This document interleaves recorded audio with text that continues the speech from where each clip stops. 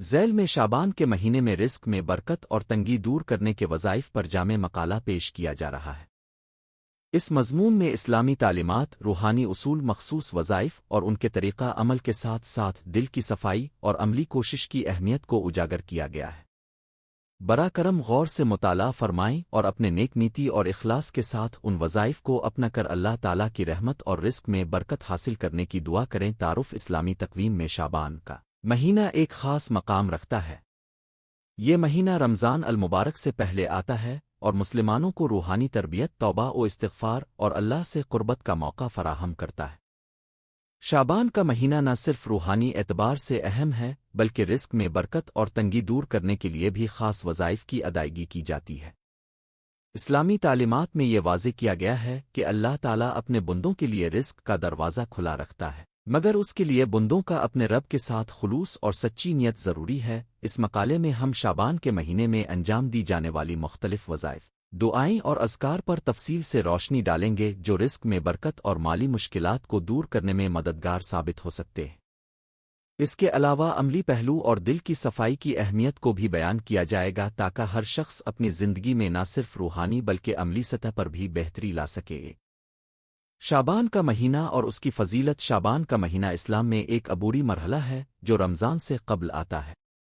اہل علم اور فقہ کے مطابق اس مہینے کو ایک اعتدال کا مہینہ کہا گیا ہے جس میں انسان اپنی روحانی حالت کا جائزہ لے کر رمضان کی تیاری کرتا ہے۔ مشہور حدیث میں آیا ہے کہ شعبان میں اعمال کی حالت جانچ لی جاتی ہے، اس لیے اس مہینے کو نرم دل اور صاف نیت کے ساتھ گزارنا انتہائی ضروری ہے۔ شعبان میں راتوں کو عبادت، اذکار اور وظائف کی ادائیگی سے انسان کے دل میں تقوی اور خلوص پیدا ہوتا ہے۔ اس مہینے کی فضیلت کا ایک اور پہلو یہ ہے کہ اللہ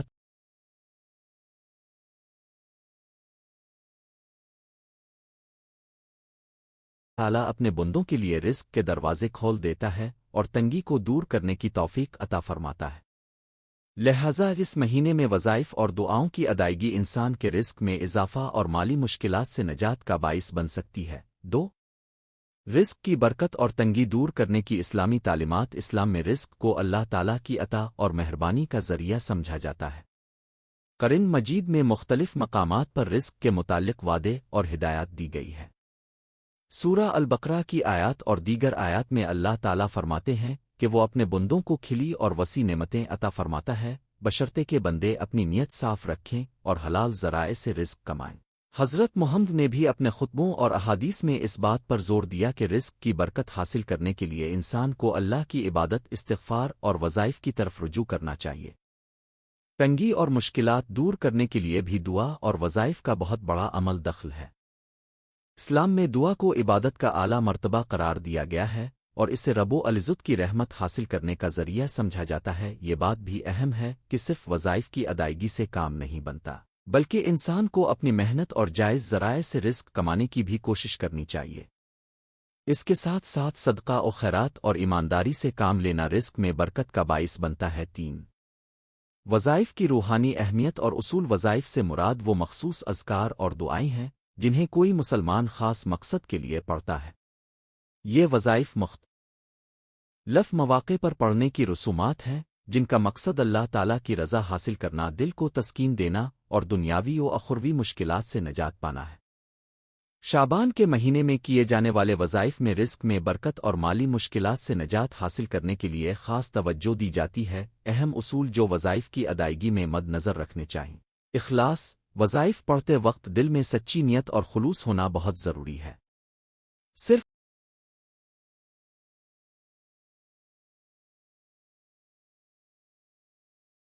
رسمیت کے لیے وظائف پڑھنا اثر کا حامل نہیں ہوتا۔ استقامت۔ روزمرہ کی زندگی میں مستقل مزاجی اور استقامت سے وظائف کی ادائیگی سے روحانی ترقی اور رزق میں برکت حاصل کی جا سکتی ہے۔ علم اور سمجھ بوجھ۔ وظائف کو صحیح طریقے سے سمجھ کر پڑھنا اور ان کا مفہوم جاننا بھی ضروری ہے تاکہ دل کی گہرائیوں سے دعا کی جا سکے۔ مل کوشش۔ وظائف کے ساتھ ساتھ عملی اقدامات جیسے محنت، صدقہ و خیرات اور جائز ذرائع سے رزق کمانا بھی ضروری ہے۔ شعبان میں رزق میں برکت اور تنگی دور کرنے کے مشہور وظائف۔ شعبان کے مہینے میں مختلف وظائف اور اذکار کی ادائیگی کی جاتی ہے جو رزق میں برکت اور تنگی دور کرنے میں معاون ثابت ہوتی ہے۔ درج ذیل میں کچھ مشہور وظائف اور ان کے طریقہ کار بیان کیے جا رہے ہیں۔ 4 ایک सूरत सोए की तिलावत सूरत सोए को कुरान का दिल कहा गया है और उसकी तिलावत से रिस्क में बरकत और मुश्किलात के खात्मे का वसीला बनती है तरका। रोज़ाना सुबह और शाम सूरत सोए की तिलावत करें। तिलावत के दौरान दिल में सच्चे ईमान और अल्लाह की रहमत की दरख्वास्त कर तिलावत मुकम्मल करने के बाद दुआ करें कि अल्लाह ताला आपके रिस्क में बरकत अता फरमाए और माली मुश्किलात को दूर करे। 2 आयतल कुर्सी की तिलावत। आयतल कुर्सी जो कि सूरत अल बकरा की एक अहम आयत है, इसे पढ़ने से अल्लाह की हिफाजत और रिस्क में इजाफा हासिल होता है। तरीक़ा हर रोज़ सुबह के वक्त आयतल कुर्सी की तिलावत करें। इस आयत को पढ़ने के बाद अपने दिल में अल्लाह की तौहीद और उसकी रहमत की दरख्वास्त करें। ये आयत आपके घर और कारोबार पर बरकत का बाइस बनेगी। 3 दरविद शरीफ। दोरोद शरीफ की तिलावत भी रिस्क में बरकत और माली मुश्किलात से निजात के लिए निहायत मुअस्सिर है। तरीक़ा रोज़ाना कम अज़ कम 10 मरतबा दुरूद शरीफ पढ़ें। उसके साथ साथ दिल में हुजूर की मोहब्बत और इताअत की नीयत रखें। दुआ करें कि अल्लाह ताला आपको रिस्क में बरकत अता फरमाए और तंगी को दूर करे। 4 अज़कार फजर और इस्कान मगरिब। नमाज फजर और मगरिब के बाद अज़कार की अदायगी रिस्क में बरकत का बाइस बनती है। तरीक़ा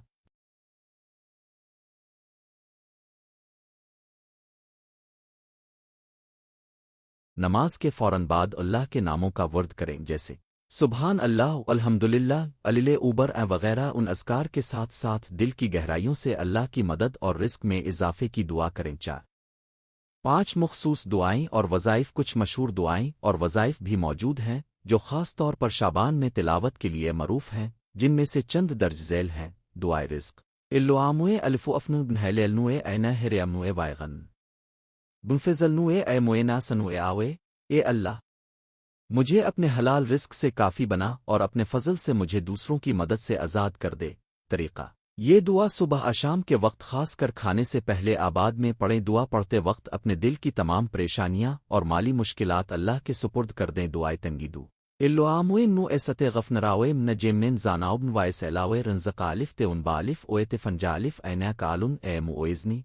ए अल्लाह, मैं अपने तमाम गुनाहों के लिए तौबा मांगता हूँ और तुझ से पाकीज़ा रिस्क और हर परेशानी और तंगी से नजात की दरख्वास्त करता हूँ। तरीक़ा ये दुआ रात के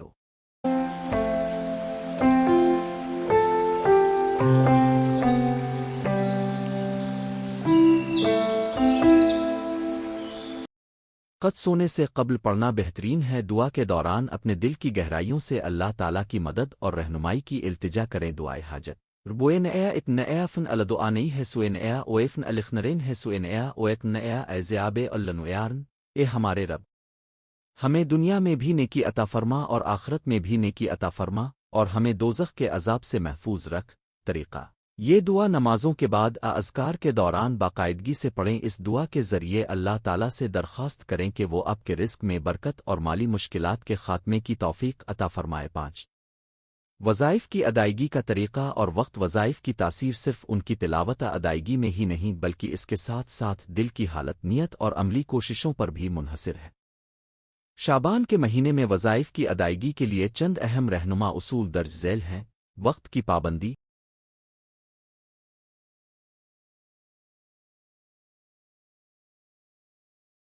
वज़ाइफ को मखसूस औकात में पढ़ने से उनकी तासीर में इजाफा होता है। सुबह के वक्त और रात को सोने से क़ब्ल अज़कार और दुआओं की अदायगी को मामूल बनाएं। सफाई और तहदिल से दुआ। अपने दिल को साफ करें, गुनाहों से तौबा करें और अल्लाह की रहमत की दरख्वास्त करें। रूहानी पाकीज़गी से ही वज़ाइफ की तासीर में इजाफा मुमकिन है। मिसल मिजाजी सिर्फ चंद दिनों के लिए नहीं बल्कि पूरे महीने में बाकायदगी से वज़ाइफ पढ़ें। मुस्तकिल मिजाजी से पढ़ाई जाने वाली दुआएं इंसान की ज़िंदगी में खुशहाली और रिस्क में बरकत का बाइस बनती हैं। पुरसुकून माहौल। वज़ाइफ और अज़कार पढ़ते वक्त एक पुरसुकून और साफ माहौल का इंतखाब करें जहां आपकी तवज्जो अल्लाह ताला की तरफ मरकूज हो सके। सफाई जिस्म और लिबास। वज़ाइफ की अदायगी से पहले जिस्म और लिबास की सफाई का ख्याल रखें क्योंकि रूहानियत और जिस्मानी पाकीज़गी आपस में जड़ी हुई हैं। 6 वज़ाइफ के साथ अमली कोशिश और मेहनत की अहमियत। इस्लामी तालीमात के मुताबिक सिर्फ वज़ाइफ की तिलावत काफ़ी नहीं बल्कि इसके साथ साथ अमली कोशिश, मेहनत और जायज़ ज़राए से रिस्क कमाना भी ज़रूरी है। अल्लाह ताला फरमाते हैं कि अगरचे रिस्क में बढ़ोतरी अल्लाह के फ़ज़ल से होती है मगर बंदे को भी मेहनत करनी चाहिए। अमली इक़दामात जो रिस्क में बरकत के लिए ज़रूरी है। जायज़ मेहनत। اللہ تعالیٰ نے انسان کو عقل اور مہارت سے نوازا ہے، لہٰذا اپنے ہنر اور قابلیت کا استعمال کر کے جائز طریقے سے رزق کمانا چاہیے۔ صدقہ و خیرات صدقہ دینے سے نہ صرف اللہ تعالیٰ کے قریب ہوتا ہے بلکہ اس سے رزق میں بھی برکت آتی ہے۔ ہر روز معمولی سی رقم کھانے پینے کی چیزیں صدقہ کے طور پر پیش کریں، ایمان اور توکل وظائف کے ساتھ ساتھ اللہ پر مکمل بھروسہ رکھیں۔ اپنی محنت اور کوششوں کے بعد اللہ پر توکل کرنا رزق میں برکت اور مشکلات کے خاتمے کا باعث بنتا ہے۔ منظم زندگی ایک منظم اور منصوبہ بند زندگی گزاریں۔ وقت کی پابندی، منصوبہ بندی اور نظم و ضبط سے کام کرنے سے نہ صرف آپ کی ذاتی زندگی بہتر ہوگی بلکہ رزق میں بھی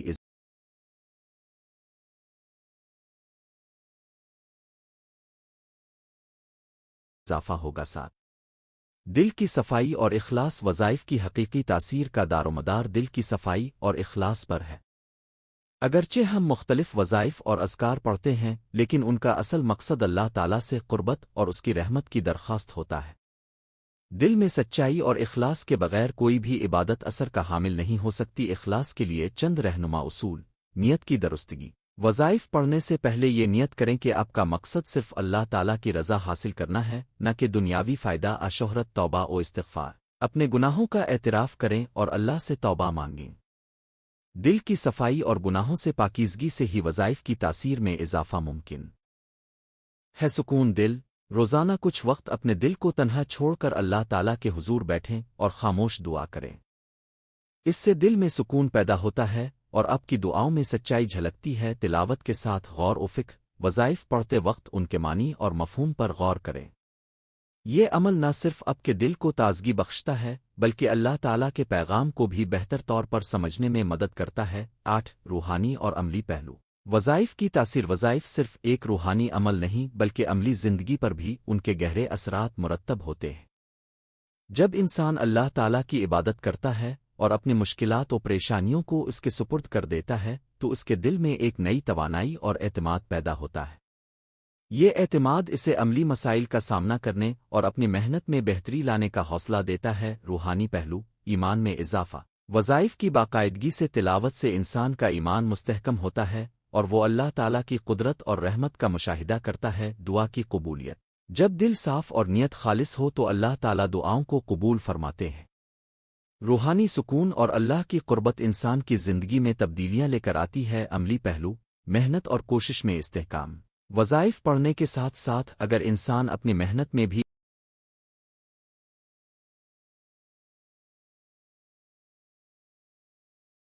اضافہ کرے تو رزق کے دروازے کھل جاتے ہیں۔ جائز ذرائع سے رزق اللہ تعالیٰ نے انسان کو عقل و فہم سے نوازا ہے، لہٰذا اپنی صلاحیتوں کو بروئے کار لا کر جائز ذرائع سے رزق کمانا بھی ضروری ہے۔ 9 شعبان میں وظائف کی تلاوت کے عملی طریقے شعبان کے مہینے میں وظائف کی ادائیگی کے لیے چند عملی طریقے اور تراکیب درج ذیل ہیں۔ 9 ایک مخصوص اوقات کی پابندی صبح کا وقت سورت سوئیں اور آیت الکرسی کی تلاوت صبح کے وقت کرنا نہایت مستحب ہے۔ صبح کی ٹھنڈی ہوا اور تازگی دل کو اللہ کی یاد میں مشغول کر دیتی ہے۔ رات کا وقت سونے سے پہلے اذکار اور دعاؤں کی ادائیگی کریں۔ رات کے وقت دل کی خاموشی میں اللہ تعالیٰ کی یاد اور شکرگزاری کا اظہار نہایت مؤثر ثابت ہوتا ہے۔ 9 2 روزانہ کی روٹین بنائیں۔ ہر روز ایک مقررہ وقت پر وظائف کی تلاوت کو اپنی روزمرہ کی روٹین کا حصہ بنائیں۔ یہ عادت نہ صرف روحانی سکون فراہم کرتی ہے بلکہ روزمرہ کی مصروفیات میں بھی نظم و ضبط پیدا کرتی ہے۔ 9 3 اذکار اور وظائف کا مجموعہ مختلف وظائف اور اذکار کو ایک ساتھ ملا کر پڑھنا مؤثر ہوتا ہے۔ مثلاً صبح سورت سوئیں کی تلاوت کے بعد آیت الکرسی، پھر درود شریف اور آخر میں مخصوص دعاؤں کی تلاوت کریں۔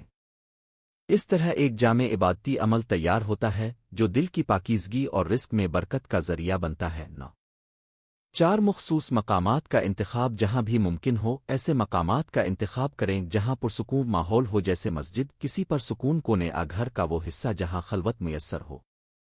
اس سے آپ کی عبادت میں توجہ اور دل کی تسلی بڑھتی ہے۔ 10 وظائف اور روحانی تجربات علماء اور مصلحین کے تجربات اسلامی تاریخ میں متعدد مشہور علماء اور مصلحین نے شعبان کے مہینے میں وظائف کی تلاوت اور دعاؤں کی اہمیت پر زور دیا ہے۔ ان کے